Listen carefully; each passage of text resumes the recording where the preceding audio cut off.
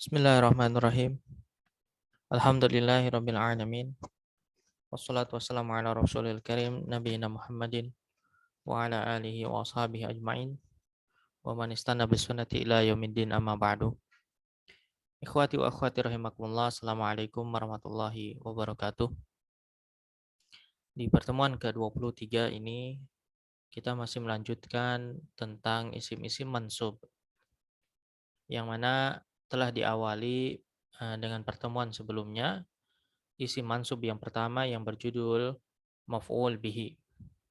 Maka pertemuan ini kita akan membicarakan tentang isim mansub yang kedua yaitu maf'ul mutlak. Bab ini terdiri dari 4 bait dan kita akan baca terlebih dahulu sebelum kita bahas satu persatu. Babul maf'ulil mutlak. Wal masdaru ismun jaa'a tsalitsan lada tasrifi fi'lin wa intisabuhu bada wa huwa lada kulli fatan nahwiyyi ma baina lafdhiyyin wa ma'nawiyyi fadhaka ma wafaqa lafdha fi'lihi kazurtuhu ziyaratan li fadlihi wa dha muwafiqun li ma'nahu bila bifaqi lafdhin kafarihtu jadala. Baik, kita bahas bait pertama, apa maknanya dan juga penjelasannya. Bait pertama berbunyi wal masdaru ismun jaa'a tsalitsan lada tasrifi fi'lin wa intisabuhu bada. Yang mana artinya masdar adalah isim yang muncul di urutan ketiga dalam tasrif fi'il dan nasabnya adalah jelas. Pertama, fungsi dari maf'ul mutlak, meskipun penulis di sini tidak menyebutkan, nanti kita akan mengetahuinya di bagian contoh. Fungsi dari maf'ul mutlak adalah sebagai penegas suatu fi'il. Dan di bait pertama ini Ibnu Abbah memberikan ciri-ciri maf'ul mutlak, di mana ciri yang pertama beliau menyebutkan bahwasanya maf'ul mutlak adalah berupa masdar. Berupa apa? Masdar. Wal masdaru. Nah, ini menunjukkan bahwa maf'ul mutlak mesti dia bentuknya adalah masdar. Bahkan di sebagian kitab maf'ul mutlak itu diberi nama masdar, ya, bukan maf'ul mutlak. Dan masdar kata penulis di sini ismun jaa'a tsalitan lada tasrifi fi'lin. Bahwasanya dia masdar ini isim, ya, dia adalah isim yang muncul di urutan ketiga, ya, jaa'a tsalitan, yakni lada tasrifi fi'lin. Ketika kita mentasrif atau mengubah, ya, fi'il. Karena urutan pertama itu adalah fi'il madhi. Kalau kita melihat di kitab-kitab tasrif, urutan pertama adalah fi'il madhi, kemudian diikuti dengan fi'il mudhari di urutan yang kedua. Dan barulah di urutan yang ketiga muncul masdar. Ya. Apa faidah? Ya, misalnya saya beri contoh dulu seperti doroba yadribu dorban.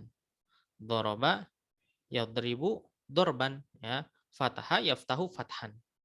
Nah, ini urutan yang ketiga adalah ditempati oleh masdar. Apa faedah penulis menyebutkan bahwa masdar ini berada di urutan ketiga di dalam bab maf'ul mutlak ini? Alasan yang pertama atau faedah yang pertama bahwasanya beliau ingin bagi para pelajar pemula itu tidak perlu terlalu dibingungkan atau disibukkan dengan definisi atau pengertian yang terlalu menyulitkan mereka.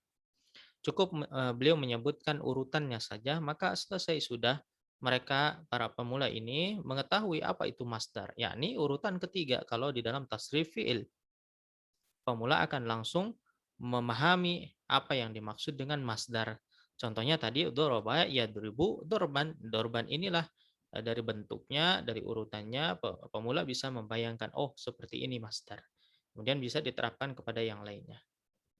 Kemudian faidah yang kedua, bahwasanya penulis kitab Al-Ajurumiyah, yang mana asal atau sumber dibuatnya kitab ini yaitu Manzuma Ubaidi Rabbih, ya, bahwasanya penulis kitab Al-Ajurumiyah asal mula dari kitab ini adalah bermadhab Kufah. Ya, Ibnu Ajurum, penulis kitab Al-Ajurumiyah bermadhab Kufah. Dan madhab Kufah meyakini bahwasanya masdar itu berasal dari fi'il. Maka dari itu Ibnu Abbah di sini ingin mengisyaratkan dengan secara tidak langsung bahwasanya masdar itu adalah berasal dari fi'il karena dia berada di urutan yang ketiga. Ya, tentu saja secara rasional ya atau secara eh,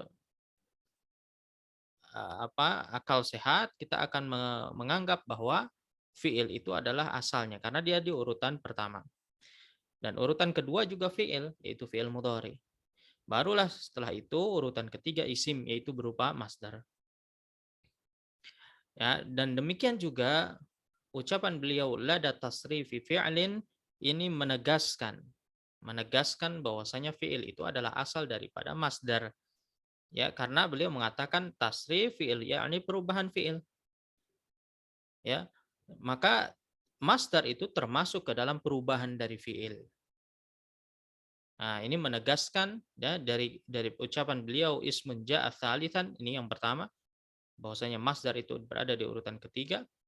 La tasrifi fi'lin, semakin menegaskan lagi bahwasanya masdar itu bagian dari perubahan fi'il. Jadi asalnya adalah fi'il. Baik. Kemudian ciri yang kedua dari maf'ul mutlak ini, beliau mengatakan wantisabuhu bada. Bahwasanya nasabnya ini adalah jelas. Jadi maf'ul mutlak kalau kita temukan dalam kalimat pasti dia mansub. Pasti dia mansub. Kemudian bait yang kedua, wahwa lada kulli fatan nahwiyyi ma baina lafdhin wa ma'nawiyyi. Dan bahwasanya ia yakni maf'ul mutlak ini menurut para fatan nahwi, para pemuda pecinta nahwu, ma baina lafdhiyin wa ma'nawi. Ada yang lafzi dan ada yang ma'nawi. Nah, di sini beliau menyebutkan bahwa maf'ul mutlak itu terbagi menjadi dua jenis. Sebagaimana disepakati oleh para ahli nahwu dan juga para pecinta nahwu, mereka mengetahuinya. Ya, yang pertama ada yang lafzi, yakni masdar yang lafadznya sama dengan fiilnya. Ya, disebut dengan maf'ul mutlak lafzi. Ya, dan yang kedua ada yang disebut dengan maf'ul mutlak ma'nawi, yakni yang maknanya sama dengan fiilnya tapi lafadznya berbeda.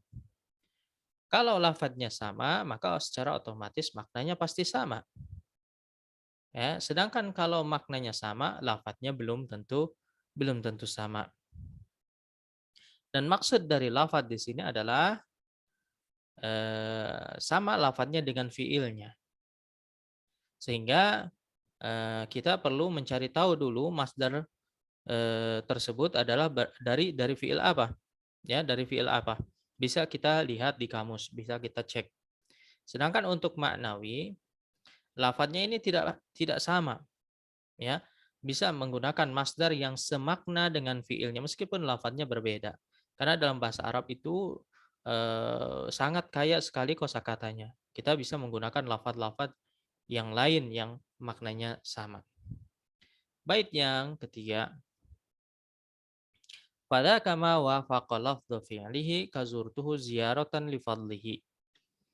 Yang mana lafadznya ini sesuai dengan lafadz fi'ilnya. Tadi sudah disebutkan. Pada kama wafaqa lafdhu fi'lihi. Ini definisi dari maf'ul mutlak lafzi. Ya, yang wafaqa lafdhu fi'lihi, menyerupai atau sama ya sesuai dengan lafadz fi'ilnya. Contoh, zurtuhu ziyaratan. Zurtuhu ziyaratan. Aku benar-benar mengunjunginya li fadlihi, karena keutamaannya. Ya, di sini beliau memberikan contoh untuk maf'ul mutlak lafzi. Ya, kita lihat masdar ziyaratan ini merupakan masdar dari fiil zurtu, ya, zurtu ziyaratan, fiil dan masdarnya. Maka ini adalah termasuk kepada maf'ul mutlak lafzi. Yakni kita tinggal bawakan masdar dari fiil yang sudah digunakan. Ya, zara yazuru, zurtu ziyaratan. Kemudian yang bait terakhir wada muwafiqun li ma'nahu bila wifaqi lafdin kafarihtu jadala. Ya, sedangkan yang ini ya, kalau tadi kan disebutkan fadaka yang itu berarti yang pertama yaitu maf'ul mutlak lafzi, sedangkan ini wada dan ini yakni maksudnya adalah yang kedua muwafiqun li ma'nahu bila wifaqi lafzin, yakni dia yang sesuai maknanya tanpa sesuai lafadznya. Sesuai maknanya tanpa sesuai lafadznya. Contohnya farih tu jadala. Aku benar-benar bergembira. Fariha ya, fariha masdarnya adalah farahan. Ya, farih tu farahan. Tapi beliau tidak menggunakan masdarnya, tidak menggunakan farhan tapi menggunakan sinonimnya. Sinonim dari farhan adalah jadalan. Jadalan ya. Karena fariha artinya gembira, sedangkan jadala juga gembira, sama. Ya, maka boleh kita meminjam masdar yang lain dari fiil lain akan tetapi maknanya sama, maknanya sama.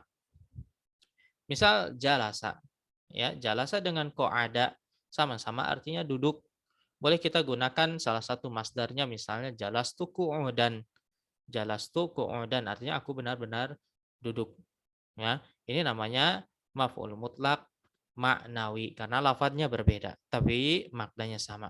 Nah, kira-kira itu yang bisa kita bahas untuk kesempatan ini dan kita baca sekali lagi bait yang telah kita pelajari. Babul maf'ulil mutlak. Wal masdaru ismun jaa tsalitsan lada tasrifi fi'lin wa intisabuhu bada wa huwa lada kulli fatan nahwi ma baina lafdiyyin wa ma'nawiyyi fadzaka ma wafaqa lafdha fi'lihi kazurtuhu ziyaratan li fadlihi wa dha muwafiqun li ma'nahu bila wifaqi lafdhin ka farihtu jadala wa sallallahu ala nabiyina Muhammad wa ala alihi wa ashabihi wasallam. Assalamualaikum warahmatullahi wabarakatuh.